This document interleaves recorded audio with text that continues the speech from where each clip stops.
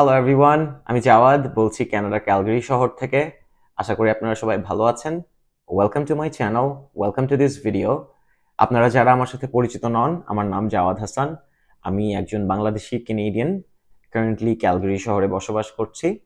আম, আমি আজকে যে পার্টিকুলার টপিকে আপনাদের সাথে কথা বলতে আসছি সেটা হলো, আমরা তো আসলে বিদেশে যাওয়ার জন্য দেশ সিলেক্ট করি এবং সিটি সিলেক্ট করি এবং ভাবি যে একটা জায়গায় গিয়ে উঠতে পারলে হলো, পরেরটা পরে দেখা যাবে।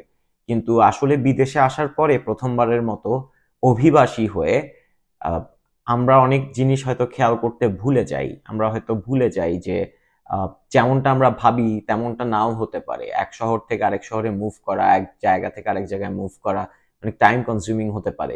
সো আমি আজকের ভিডিওতে আপনাদের সাথে শেয়ার করব আমার পার্সোনাল এক্সপিরিয়েন্স, এবং আমি আপনাদেরকে একটু একটা ইনসাইট প্রোভাইড করার চেষ্টা করব যেন আপনারা আপনাদের বিদেশে মুভ করার ডিসিশনটা যখন মেক করেন তখন কিছু অ্যাসপেক্ট কনসিডার করতে পারেন, যেটা আপনাদের ভবিষ্যতের ব্যাপারগুলোকে অনেকটুকু সহজ করে তুলবে। আমি 2018 সালে আমার মাস্টার্স করার জন্য হ্যালিফ্যাক্স মুভ করি। হ্যালিফ্যাক্স হলো নোভা স্কোশিয়া প্রভিন্সের ক্যাপিটাল। আমি ওখানে আমার মাস্টার্স প্রোগ্রামের জন্য মুভ করি। সো আমি কেন হ্যালিফ্যাক্সকে চুজ করেছিলাম? কারণ আমার প্রোগ্রাম আমি যে প্রোগ্রামটাতে মাস্টার্স করেছি, আমার প্রোগ্রামের নাম ছিল tech entrepreneurship and innovation. So এই প্রোগ্রামটা কানাডার গুটি কয়েক ইউনিভার্সিটি অফার করে। তার মধ্যে একটা হলো university of Waterloo, which was bit competitive. So আমার প্রোগ্রামটা পছন্দ হয়েছিল হ্যালিফ্যাক্সে। আমি প্রোগ্রাম দেখে সিটি সিলেক্ট করেছিলাম। তো আমার প্ল্যান ছিল যে আমি মাস্টার্স কমপ্লিট করে আমি ওই শহর থেকে আমি অন্য কোনো শহরে কানাডায় মুভ করব। কিন্তু আমি যখন মাস্টার্স শেষ করি তার মধ্যে প্যান্ডেমিক চলে আসে, যার কারণে আমি আর কোথাও মুভ করতে পারিনি। তো আমরা যারা বাংলাদেশ থেকে বের হওয়ার সময় ভাবি যে না, একটা দেশে যেতে পারলেই হলো, একটা সিটিতে যেতে পারলেই হলো, পরেরটা পরে দেখা যাবে। কিন্তু আমরা যে জিনিসটা দেখি না ওটা হলো, পরেরটা পরে দেখা যাওয়ার ব্যাপারটা বিদেশে, ব্যাপারটা কিন্তু অতটা স্ট্রেট ফরওয়ার্ড না। কারণ আপনি একটা শহরে, যেই শহরে আপনি গিয়ে উঠেন না কেন, আপনি ওই শহরে পড়াশোনা শুরু শুরু করবেন হয়তো বা শেষ করবেন, যেই পারপাসে আপনি ওই শহরে মুভ করেন না কেন, এটা হয়তো হতে পারে আপনার পড়াশোনার জন্য বা চাকরির জন্য। কিন্তু একটা জিনিস মনে রাখাটা খুব জরুরি, আপনি যখন একটা জায়গায় 2 বছর থাকবেন বা 1.5 বছর থাকবেন বা একটা সিগনিফিকেন্ট টাইম আপনি পার করবেন, তখন আপনি হয়তো ওখানে কিছু নেটওয়ার্ক বিল্ড করবেন, কিছু রিলেশনশিপ আপনার তৈরি হবে। এবং আপনি যদি মুভ করতে চান এরপরে অন্য একটা শহরে, তখন আপনাকে সবগুলা রিলেশনশিপ বা সবগুলা পুরানো সম্পর্ককে ছেড়ে দিয়ে নতুন করে আবার শুরু করতে হবে। সো আমি হ্যালিফ্যাক্স থেকে মুভ করেছি Calgary. It was a long distance move, কারণ হ্যালিফ্যাক্স থেকে ক্যালগারির দূরত্ব 4700 কিলোমিটারের মতো। আমাদের টাইম ডিফারেন্স আছে 3 ঘন্টার। Halifax is kind of a head. আমার এখানে এখন বাজছে সন্ধ্যা পৌনে পৌনে 8টা, ওখানে হয়তো রাতে পৌনে 11টা। সো এই যে লং ডিস্টেন্স মুভটা আমি প্ল্যান করছিলাম অনেক আগে থেকেই করার, কিন্তু একে তো প্যান্ডেমিক চলে এসছে, তারপরে ধরেন যে আপনার তো ফাইন্যান্সিয়াল ব্যাপার স্যাপারও জড়িত থাকে। আপনি যখন একটা লং ডিস্টেন্স মুভ করবেন, আপনার হয়তো আম, অনেক খরচের ব্যাপার আছে। সো এটা চাইলেই বাংলাদেশ থেকে যেরকম মনে হয় যে না, আগে একটা জায়গায় কানাডা গিয়ে উঠি, কানাডা গিয়ে উঠে তারপরে আমি মুভ করি। আমি বলছি না যে আমার আমার ডিলের পিছনে যে কারণটা ছিল, মূল কারণটা ছিল প্যান্ডেমিক। প্যান্ডেমিক চলে আসার কারণে তখন তো সবই বন্ধ ছিল, এক এক সিটি থেকে এক সিটিতে মুভ করার ডিসিশনটা আমার পক্ষে নেওয়া সম্ভব হয়নি। কিন্তু আমি যে চ্যালেঞ্জগুলো ফেস করেছি, ওই চ্যালেঞ্জগুলো নিয়ে আপনাদের সাথে আজকে একটু কথা বলতে চাই, যেন আপনারা এই চ্যালেঞ্জগুলো ফেস না করেন। আপনারা বাংলাদেশ থেকে বসে এমন জায়গা সিলেক্ট করেন, এমন সিটি সিলেক্ট করেন যেখান থেকে আপনাদেরকে সচরাচর যেন মুভ করতে না হয়। কারণ নতুন করে বারবার রিলেশন বিল্ড করা, নতুন করে একটা জায়গায় গিয়ে সেট হওয়া, এটা অতটা সহজ না এবং এটা এটা বেশ কঠিন। সো আমার আজকের আলোচনার মূল উদ্দেশ্য হলো আপনাদের সাথে যেন আপনারা বুঝতে পারেন, যেই শহরটাতে আপনারা যাচ্ছেন, পৃথিবীর যেই দেশে যেই শহরে আপনারা যান না কেন, আপনারা যেন একটা চমৎকার লম্বা পরিকল্পনা করে ওই জায়গায় যেতে পারেন। আপনাদের মধ্যে যারা শর্ট টার্মের জন্য বিদেশে রিলোকেশন করছেন, 1 বছর বা 2 বছরের জন্য, এটা হতে পারে পড়াশোনার পারপাস অথবা চাকরির পারপাসে, কিন্তু আপনারা যারা দেশে ফেরত যাওয়ার প্ল্যান রাখেন, তাদের জন্য এই ভিডিওটা না। এই ভিডিওটা শুধুমাত্র তাদের জন্য যারা বিদেশে অভিবাসী হওয়ার প্ল্যান রাখে। বিশেষ করে ফার্স্ট ওয়ার্ল্ড কান্ট্রি, আমাদের বাংলাদেশ থেকে যেসব দেশে সবচেয়ে বেশি সংখ্যক ছাত্রছাত্রীরা বা মানুষ চাকরি নিয়ে যায়, আমি মিন করছি Canada, Australia, New Zealand, European countries and all this countries.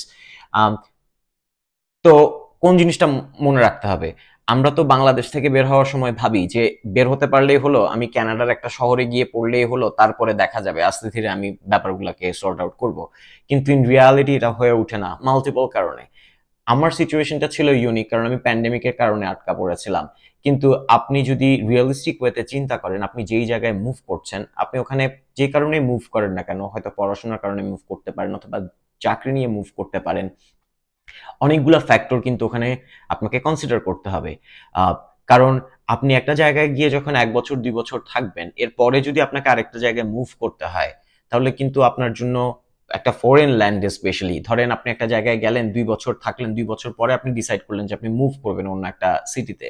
তো এখন ব্যাপারটা কিরকম, আপনার কি অনেক প্রচুর পরিমাণ সাপোর্ট আছে, আপনার কি ফাইন্যান্সিয়াল অবস্থা ভালো? যেমন ফর এক্সাম্পল, আমি যখন হ্যালিফ্যাক্স থেকে ক্যালগেরি মুভ করি, আমার পুরো মুভের পিছনে খরচ হয়েছে $10,000 মতো। আমি চাকরি নিয়ে মুভ করিনি, সো আমার কোম্পানি আমাকে পে করেনি। আমি খুবই আমার খুবই টায়ার্ড লাগছিল, ক্যারিয়ার প্রোগ্রেস হচ্ছিল না as I had thought I would have. So I have decided to move to Calgary right away. এবং আমি যেহেতু কোনো জব সিকিউর করিনি, এই ধরনের জব আসলে পাওয়াটাও খুব ডিফিকাল্ট বিদেশে, যে আপনাকে আসলে স্পন্সর করবে। কারণ এক সিটি থেকে আর এক সিটিতে কেন রিক্রুট করবে যেখানে তাদেরকে আপনাকে রিলোকেশন ফি দিতে হবে?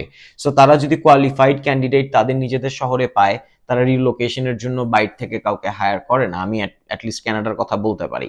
তারা আপনাকে তখনই হায়ার করবে যখন আপনার মতো ক্যান্ডিডেট তারা তাদের সিটিতে পাচ্ছে না, বাইরের সিটি থেকে আপনাকে হায়ার করবে, আপনাকে রিলোকেশন ফি দিবে। So the first thing is you need to have money to move. আমার মুভটা ছিল লং ডিস্টেন্স মুভ, কানাডার ইস্ট কোস্ট থেকে ওয়েস্ট কোস্টে। So I had to pay a lot of money for my furniture, for my vehicle. আমি move করেছি ডিসেম্বরে, so I couldn't drive from Halifax to Calgary because it would take probably over a week. So যার কারণে আমার গাড়িটা আমাকে sheep করে দিতে হয়েছে। আমি এখানে এসেছি, আমার গাড়ি ছিল না, উইন্টারের মধ্যে, ফ্রিজিং কোল্ডের মধ্যে আমাকে গ্রোসারি করতে হয়েছে, বাসের জন্য দাঁড়িয়ে থাকতে হয়েছে। I had to go through a lot of trouble. So আমার পারপাসটা হলো আজকে কথা বলার, যেন আপনারা এই জিনিসগুলো আসলে একটু ফোর্সি করতে পারেন। সো আপনি পড়াশোনা করতে যান বা চাকরি নিয়ে যান, প্রথমবার যখন আপনি বাংলাদেশ থেকে অভিবাসী হবেন, do a thorough research on the city, on the country. আপনাকে বুঝতে হবে যে বাংলাদেশ থেকে আপনি যখন ডিসিশনটা মেক করছেন একটা দেশে যাওয়ার, একটা সিটিতে যাওয়ার, স্পেশালি আপনি পড়াশোনা করতে যান বা চাকরি করতে যান, যদি আপনি অভিবাসী হতে চান, আপনি পিআর পার্সু করতে চান, তাহলে you guys need to make sure যে অ্যাটলিস্ট যেই সময়টা পর্যন্ত আপনাদের সেটেলমেন্টের টাইম লাগবে, সেটেল ডাউন করার সময় লাগবে, ওই সময়টা পর্যন্ত যেন আপনারা একটা সিটিতে থাকতে পারেন। ইন দ্যাট ওয়ে, কারণ বাংলাদেশ থেকে যখন আপনি আসছেন কানাডায়, আমি তো আসার সময় অনেক ধরনের ক্যালকুলেশন করেছিলাম কানাডায়, যে আমি গিয়েই চাকরি পেয়ে যাব, $1,00,000 $2,00,000 আমার স্যালারি হবে, অনেক টাকা থাকবে। ব্যাপারটা কিন্তু ওরকম না। ব্যাপারগুলা বাংলাদেশ থেকে যেরকম মনে হয়, আপনি যখন বিদেশে আসবেন, মুভ করবেন, আপনি তখন বুঝবেন, যেই দেশে যান না কেন।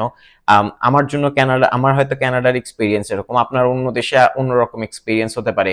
কিন্তু এটা তো সহজ না যে আপনি একটা শহর থেকে একটা শহরে মুভ করে বেড়াবেন, আপনার কাছে অনেক টাকা থাকবে, টাকা চলে আসবে। বিদেশের জার্নিটা কিন্তু মোটে ওরকম না। সো আপনাদেরকে, যারা বিদেশে পিআর বা সিটিজেনশিপ পার্সু করতে চান, সবার আগে আমি সাজেস্ট করব থরো রিসার্চ করেন সিটি নিয়ে, যেন আপনাদেরকে প্রথমের যতটুক সময় আপনাদের পিআর পর্যন্ত লাগে, ওটুক সময়ের মধ্যে যেন আপনাদেরকে আসলে কোথাও মুভ করতে না হয়। এটা আপনারা হয়তো বাংলাদেশে আমরা অনেক সময় থেকে অস্থির হয়ে যাই যে না, বের হই, কানাডায় যাই, একটা জায়গায় গিয়ে পড়ি। সে ফর এক্সাম্পল, আমি আপনাদেরকে একটা অথেন্টিক ইনফরমেশন দিই। শার্লেট টাউন, যেটা পিইআই, প্রিন্স এডওয়ার্ড আইল্যান্ডের ক্যাপিটাল, শার্লেট টাউন। আমি প্যান্ডেমিকের টাইমে 2021-এ কোন একটা সময় আমি পিইআই যেতে চাইছিলাম, যেহেতু পিইআই খুব কাছে, হ্যালিফ্যাক্স থেকে বেশি দূরে না। সো আমার এক কলিগ, বেসিক্যালি আমি যার সাথে কাজ করছিলাম, Sharon Burke, senior business analyst, উনি আমাকে বলছে, Jawad, don't do it, don't go to Charlottetown even for travel. I was like, Y?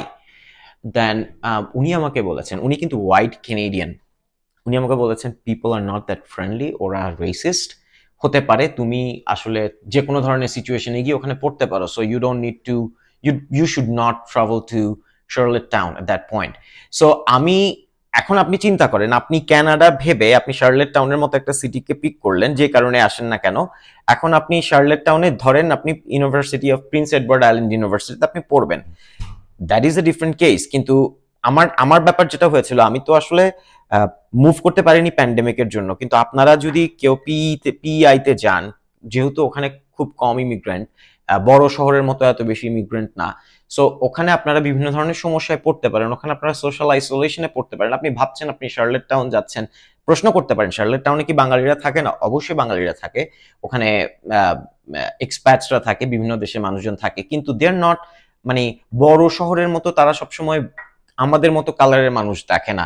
So আপনাকে যখন দেখবে এভাবে তাকাবে, আপনি হয়তো কিছু ইনসিডেন্টের মধ্যে পড়তে পারেন যেটা আসলে ইউনিক কেস হতে পারে। সো যেই জায়গায় আপনি যান না কেন, আপনি হয়তো ভাবছেন যে আপনি শার্লেট টাউন থেকে মুভ করে টরন্টো চলে যাবেন 2 বছর পরে, কিন্তু আসলে ব্যাপারটা কতটুকু ফিজিবল। আপনি যখন পড়াশোনা শেষ করছেন, কমপ্লেক্সিটিটা কোথায় হয়? ধরেন আপনি পিআই, একটা এক্সাম্পলের জন্য বলছি, পিআই তে আপনি মাস্টার্স করেছেন university of Prince Edward island university থেকে। এখন আপনি মাস্টার্স করার পরে আপনি ভাবছেন আপনি টরন্টো যাবেন, টরন্টোতে আপনি চাকরিতে অ্যাপ্লাই করছেন। এখন ও আপনাকে চাকরিতে হয়তো নিচ্ছে না, আপনি হয়তো ইন্টারভিউ কল পাচ্ছেন না। এটার একটা পসিবল রিজন আছে, কারণ আপনি পড়াশোনা করেছেন পিইআই তে, ওরা আপনাকে দেখছে বেসিক্যালি প্রিন্স এডওয়ার্ড আইল্যান্ডের রেসিডেন্ট হিসেবে। সো আপনি যখন অন্টারিওতে, টরন্টোতে কোনো চাকরিতে অ্যাপ্লাই করছেন, তখন ওরা বেসিক্যালি ওদের টরন্টোর ক্যান্ডিডেট বা অন্টারিওর ক্যান্ডিডেটদেরকে প্রায়োরিটাইজ করবে। আপনি যেহেতু পিইআই তে পড়াশোনা করেছেন, ওরা আপনি প্রায়োরিটি লিস্টে নিচে, even though you R qualified. কারণ আপনাকে যদি ও রিক্রুট করতে হয়, তার আপনাকে রিলোকেশন ফি দিতে হবে, যেটা সে দিতে চায় না যদি সে তার একই প্রভিন্সে এবং একই সিটিতে কোয়ালিফাইড ক্যান্ডিডেট পায়। So this is wire it gets complex. এখন আপনি আপনার যদি তাহলে আপনি পিইআই তে জব ম্যানেজ করতে না পারেন, তাহলে আপনাকে হয়তো টরন্টোতে মুভ করতে হবে। এই যে রিলোকেশন ফিটা, এটা কোত্থেকে আসবে? Have you made enough money? Have you saved enough money to do that? আপনি স্কিল জব ছাড়া যদি মিনিমাম ওয়েজ জবে থাকেন, তাহলে তো আপনি হয়তো দিনে আনবেন দিনে খাবেন, যেটা বাইরে থেকে, কানাডার বাইরে থেকে বোঝা যায় না। আপনি কয় টাকা সেভ করবেন? আপনি কখন একটা বড় সংখ্যক টাকা সেভ করবেন যেটা নিয়ে আপনি অন্য একটা শহরে রিস্ক ফ্রি 2 মাসের জন্য মুভ করতে পারবেন, নোয়িং যে 2 মাসের জন্য আপনি সেফ? তাহলে আপনার যদি 2 মাসের খরচ লাগে, উইচ কুড বি, আমি কনসিডার যদি করি আপনি একা একটা সিঙ্গল পার্সন, তাহলে আপনার মাসে 1200 টাকা 1500 টাকা খরচ আছে। তাহলে আপনার 2 মাসের খরচ, আপনি গিয়ে কি চাকরি পাচ্ছেন কিনা ওখানে, এবং আপনার মুভিং এর যে খরচ, এই খরচটা আপনার কিভাবে আসবে যদি আপনি পিইআই তে মাস্টার্স করতে মুভ করেন and you are a fresh graduate? So এই ব্যাপারগুলা নট ফোরসিবল ফ্রম বাংলাদেশ। আমরা যারা বাংলাদেশ থেকে প্ল্যান করি এই ধরনের বিদেশে মুভ করার ব্যাপারগুলো, আমরা এই জিনিসগুলো দেখি না। সো আপনি যেখানেই পড়তে যান, university, Province, city, state, America হলে, বা আপনি যেই জায়গায় যাচ্ছেন না কেন, অনেক কিছু কনসিডার করার বিষয় আছে। আপনি কোন সাবজেক্টে পড়তে যাচ্ছেন, ওই সাবজেক্টটা আসলে ওখানে কিরকম, ওই এরিয়াতে, ওই সিটিতে ওই সাবজেক্টের জব প্রসপেক্ট কিরকম, অনলাইন কমিউনিটিতে মানুষজন কি বলছে, কি নিয়ে কথা বলছে, থাকার জন্য কিরকম। আপনারা যদি কেউ ওইসব জায়গায়, নতুন জায়গায় গিয়ে লং টার্ম থাকার প্ল্যান করেন, যেহেতু আমরা অভিবাসী হওয়ার কথা বলছি, তাহলে আপনারা বাড়ি কিনবেন হয়তো ডাউন দ্য রোড, হয়তো ইমিডিয়েটলি না, 5 বছর পর, 7 বছর পর, 10 বছর পর। ওই জায়গায় বাড়ির দাম কিরকম, গত 20 বছরের ডাটা কি বলছে, এমপ্লয়মেন্ট অপরচুনিটি কিরকম, ওয়েদার কিরকম, এইসব জিনিসগুলা বাংলাদেশ থেকে যখন আপনারা পড়াশোনার জন্য যান বা চাকরির জন্য যান, যেখানেই যান না কেন, একদম ইনিশিয়ালি আপনাদেরকে এই জিনিসগুলো কনসিডার করতে হবে। না হলে আপনাদের বিদেশের জার্নিটা, বারবার মুভ করাটা আসলে সম্ভব হয় না। এবং আমার লিভিং সিচুয়েশনটা অনেকটা এরকম। আমি তো অনেক মুভ করেছি, আমি কিন্তু অনেক বেশি ফার্নিচারও রাখি না, বিকজ এখানে তো সবাই আমার ফ্রেন্ডস আছে যাদেরকে আমি বললে আমাকে মুভিং এ হেল্প করবে, কিন্তু আমার ফ্রেন্ডসরাও তো ফুল টাইম কাজে এমপ্লয়েড। তারা হয়তো উইকেন্ডে 1 দিন 2 দিন ছুটি পাচ্ছে। আমি চাই না যে তারা এসে আমাকে, আমি মুভ করছি, তারা এসে আমাকে হেল্প করুক তাদের উইকেন্ডে, because they need rest too. So এইসব জিনিসপত্রগুলো বিদেশে অনেক কমপ্লেক্স। সো আপনারা যারা বিদেশে রিলোকেশনের প্ল্যান করছেন through your studies or your employment, আমি আপনাদেরকে আই উড আর্জ যে আপনারা খুব ভালো মতো থরো রিসার্চ করেন যে সিটিতে আপনারা যাচ্ছেন, কি সাবজেক্টে আপনারা পড়তে যাচ্ছেন, রেলেভেন্সটা বুঝেন। যেমন আপনি যদি মেরিন এন্ড ফিশারিজ পড়তে চান, Atlantic Canada is one of the best. আপনি মেইনল্যান্ড কানাডায় এসে, প্রায়ারি প্রভিন্সে এসে আপনার কোনো লাভ হবে না, কারণ আটলান্টিক প্রভিন্সে ওদের ফিশারিজ ইন্ডাস্ট্রি আছে, শিপিং ইন্ডাস্ট্রিজ আছে। আপনি ওখানে গিয়ে ওই ধরনের সাবজেক্ট পড়ে ইজিলি ওখানে জব ম্যানেজ করতে পারবেন। সিভিল ইঞ্জিনিয়ারিং আপনি আটলান্টিক কানাডায় ডালাহাউসি ইউনিভার্সিটি থেকে পড়লেন, I understand যে they could have a good program for that, কিন্তু সিভিল ইঞ্জিনিয়ারিং এ ওখানে অনেক বড় বড় অট্টালিকা হয় না যেটা কিনা আপনি পড়াশোনা শেষ করে ওখানে আপনি ওরকম একটা সিভিল ইঞ্জিনিয়ারিং রিলেটেড একটা জব পেয়ে যাবেন। সো আমি বলতে চাইছি মেরিন এন্ড ফিশারিজ এর জন্য হয়তো আটলান্টিক কানাডা বেস্ট, কিন্তু probably not for civil engineering. Civil engineering এর জন্য যেসব হাই রাইজ সিটিজ আছে, যেসব জায়গায় কনস্ট্রাকশনের কাজ বেশি হচ্ছে, যাদের র্যাপিড ডেভেলপমেন্ট হচ্ছে, ওইসব জায়গা হয়তো বেটার হবে। So you guys need to do all this research before you make that decision, so that আপনারা যেন বিদেশে গিয়ে একটা সিটিতে গিয়ে মুভ করার হ্যাসেলটা নিতে না হয়, কারণ it's gonna waste your money, it's gonna waste your energy, প্রচুর পরিমাণ এনার্জি লস হবে, because you will be losing relationships in one city and then you need to make new relationships in the city where you are going to move to. So these things actually build up, and it takes a lot of energy, because আপনার তো relationship নতুন করে build করতে হলে কথা বলতে হবে, you need to build trust. That's how we build relationships with other humans. So these things are very important and we don't consider them from Bangladesh. So আমি আশা করছি যে আমার আজকের আলোচনা not very organized though, কিন্তু আপনারা হয়তো একটা আইডিয়া পেয়েছেন যে আমি কি মিন করছি, কেন আসলে সিটি কান্ট্রি এগুলো সিলেক্ট করা অভিবাসনের জন্য অনেক আগে থেকে চিন্তা করাটা জরুরি, so that you can avoid all those hassles down the road and can have a smooth journey abroad once you move there. Hope it helped you guys. আমি যদি কোনো টপিক মিস করি বা কোনো পার্টিকুলার টপিকে আপনি চান আমি কথা বলি, then let me know in the comments. And as always, it's been a pleasure chatting with you. Until the next time, take care.